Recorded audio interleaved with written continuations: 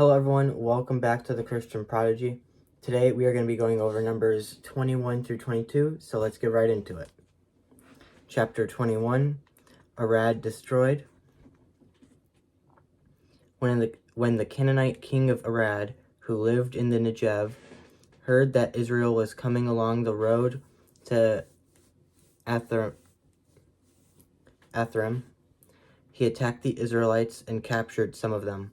Then Israel made this vow to the Lord: "If you will deliver these people into our hands, we will totally destroy their cities." The Lord listened to Israel's plea and gave the Canaanites over to them. They completely destroyed them and their towns, so the place was named Hormah, the bronze snake. They traveled from Mount Hor along the route to the Red Sea to go around Edom.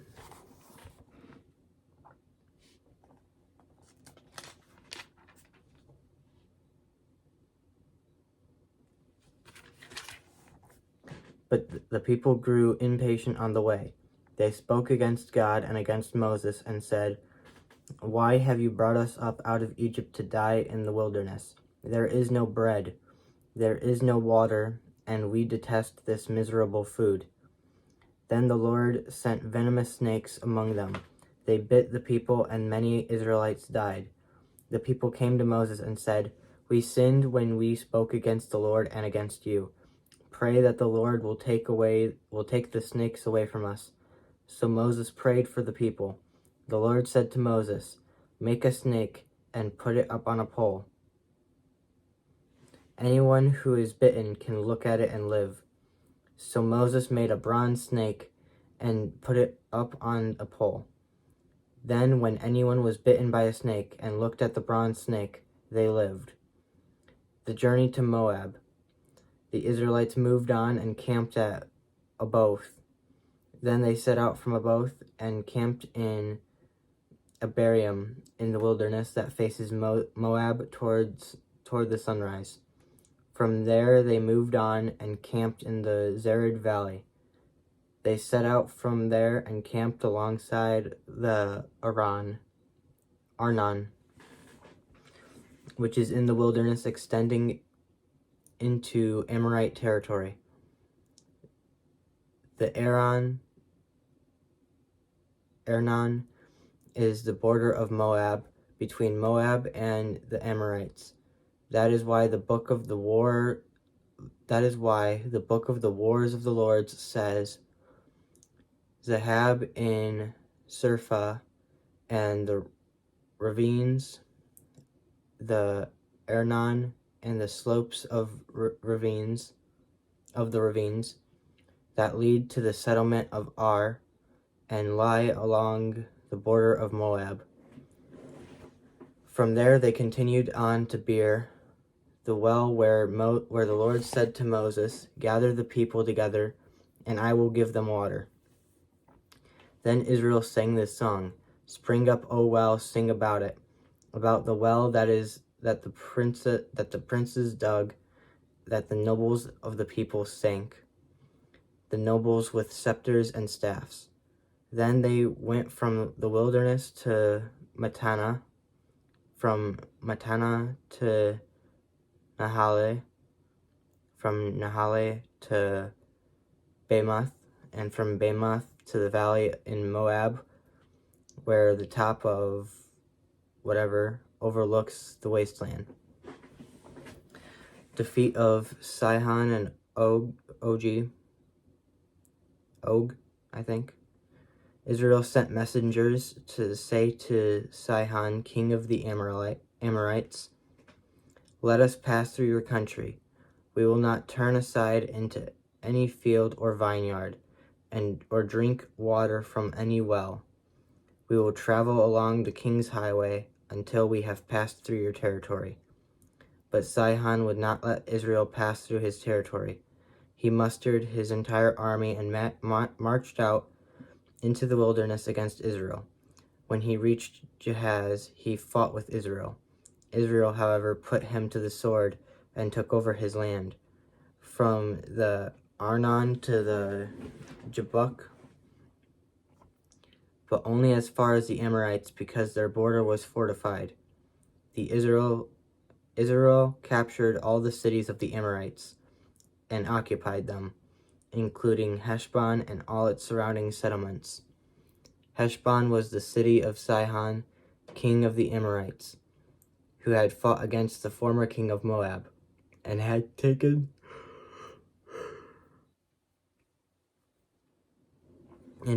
from him all his land as far as Arnon. That is why the poets say, "Come to Heshbon and let it be rebuilt. Let Sihon's city be restored." Fire went out from Heshbon, a blaze from the city of Sihon. It consumed Ar of Moab. The citizens of Arnon's heights, woe to you, Moab, you are destroyed, people of Chemosh. He has given up his sons as fugitives and his daughters as captives to Sihon, king of the Amorites, but we have overthrown them. Heshbon's dominion has been destroyed all the way to Dibon. We have demolished them as far as Nophath, which extends to Medeba, I think. So Israel settled in the land of the Amorites. After Moses had sent spies to Jazer, the Israelites captured its surrounding settlements and drove out the Amorites who were there.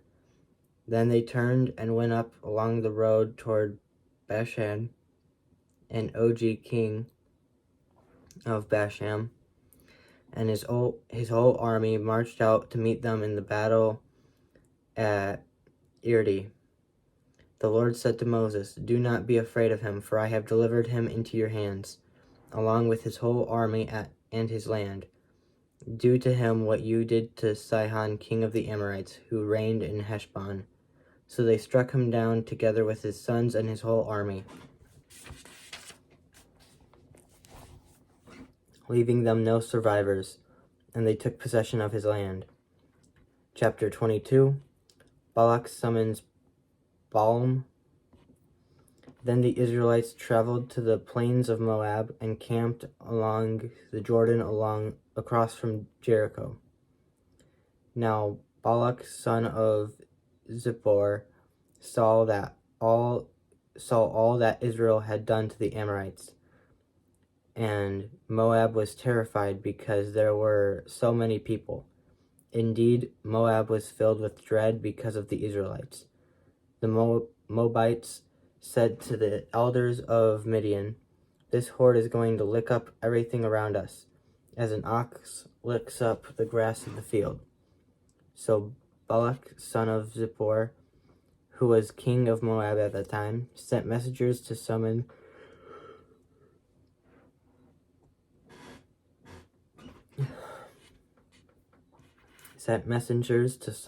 Balaam, son of Bor, who was at Pethor, near the Euphrates River, in his native land. Balak said, "The people has come out of Egypt. They cover the face of the land and have settled next to me. Now come and put a curse on these people, because they are too powerful for me. Perhaps then I will be able to defeat them and drive them out of the land. For I know that whoever you bless is blessed, and whoever you curse is cursed." The elders of Moab and Midian left, taking with them the fee of divination. When they came to Balaam, they told him what Balak had said. "Spend the night here," Balaam said to them, "and I will report back to you with the answer the Lord gives me." So the Moabite officials stayed with him. God came to Balaam and asked, "Who are these men with you?" Balaam said to God, "Balak, son of Zippor, king of Moab, sent me this message. A people that has come out of Egypt covers the face of the land. Now come and put a curse on them for me. Perhaps then I will be able to fight them and drive them away." But God said to Balaam, "Do not go with them. You must not put a curse on those people, because they are blessed." The next morning, Balaam got up and said to Balak's officials, "Go back to your own country, for the Lord has refused to let me go with you." So the Moabite officials returned to Balak and said, "Balaam refused to come with us." Then Balak sent other officials, more numerous and more distinguished than the first. They came to Balaam and said, "This is what Balak son of Zippor says. Do not let anything keep you from coming to me, because I will reward you handsomely, and do whatever you say. Come and put a curse on these people for me." But Balaam answered them, "Even if Balak gave me all the silver and gold in his palace, I could not do anything great or small to go beyond the command of the Lord my God. Now spend the night here so that I can find out what else the Lord will tell me." That night God came to Balaam and said, Since these men have come to summon you, go with them, but do only what I tell you." Balaam's donkey. Balaam got up in the morning, saddled his donkey, and went with the Moabite officials. But God was very angry when he went, and the angel of the Lord stood in the road to oppose him. Balaam was riding on his donkey, and his 2 servants were with him. When the donkey saw the angel of the Lord standing in the road with a drawn sword in his hand, it turned off the road into a field. Balaam beat it to get it back on the road. Then the angel of the Lord stood in a narrow path through the vineyards, with walls on both sides. When the donkey saw the angel of the Lord, it pressed close to the wall, crushing Balaam's foot against it. So he beat the donkey again. Then the angel of the Lord moved on ahead and stood in the narrow place where there was no room to turn, either to the right or to the left. When the donkey saw the angel of the Lord, it lay down under Balaam, and he was angry, and beat it with his staff. Then the Lord opened the donkey's mouth, and it said to Balaam, "What have I done to you, to make you beat me these 3 times?" Balaam answered the donkey, "You have made a fool of me. If only I had a sword in hand, I would kill you right now." The donkey said to Balaam, "Am I not your own donkey, which you have always ridden to this day? Have I been in the habit of doing this to you?" "No," he said. Then the Lord opened Balaam's eyes, and he saw the angel of the Lord standing in the road with his sword drawn. So he bowed low and fell face down.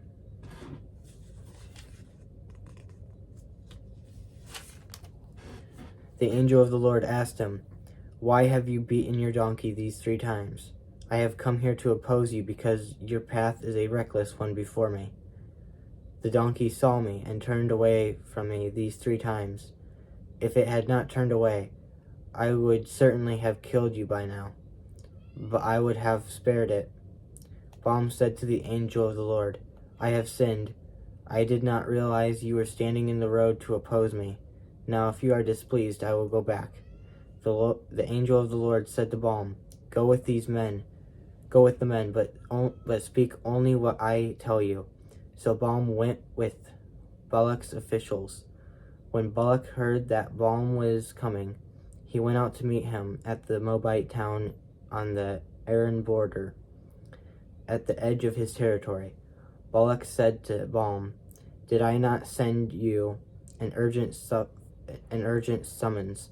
Why didn't you come to me? Am I really not able to reward you?" "Well, I have come to you now," Balaam replied, "but I cannot say whatever I please. I must speak only what God puts in my mouth." Then Balaam went with Balak to Kereth-Huzoth. Balak sacrificed cattle and sheep, and gave some to Balaam and the officials who were with him. The next morning, Balak took Balaam up to Bamoth Baal, and from there he could see the outskirts of the Israelite camp. So that was Numbers 21 through 22. I hope you guys enjoyed the video. If you guys did, make sure to leave a like. If you're new, consider subscribing, and I'll see you guys later. As we close out of the video today, I would like to bring your guys' attention to both my merch shop and my shop. Now, both of these I've been working on for quite some time. I started my merch shop, I believe, in 2021, something around there. And my shop I started just last year. Both have not been doing very well at all, but I figured I would bring it to your guys' attention. Both of them have great items that you might love and you may want. So the links will be in the description of the video for both of those. So if you're interested in what I might have on both of them, go ahead and check it out. Anyways, I will see you guys later. Goodbye.